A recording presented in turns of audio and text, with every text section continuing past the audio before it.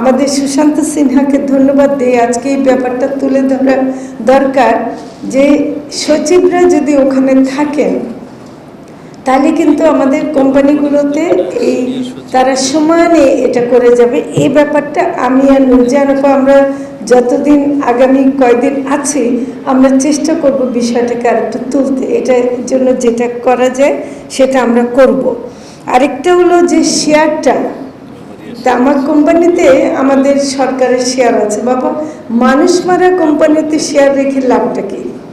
আমি শেয়ারটা তুলে দিয়ে বরং এই কোম্পানিগুলোকে নিষ্ক্রিয় করে, এই কোম্পানিগুলোকে মানে আমাদের মানুষের ক্ষতি করতে না দেওয়ার জন্য আমাদেরকে কাজ করে যেতে হবে। যে বলতে চাই যে আমাদের প্রধান উপদেষ্টা ডক্টর মোহাম্মদ ইউনূস তিনি কিন্তু এ ব্যাপারে অত্যন্ত আন্তরিক ছিলেন।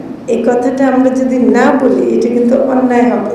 তিনি শুধু এটা না, তিনি শুধু একটা আইনটাকে এবার করে দিয়ে না, উনি কিন্তু একটা রোড ম্যাপও চেয়েছেন।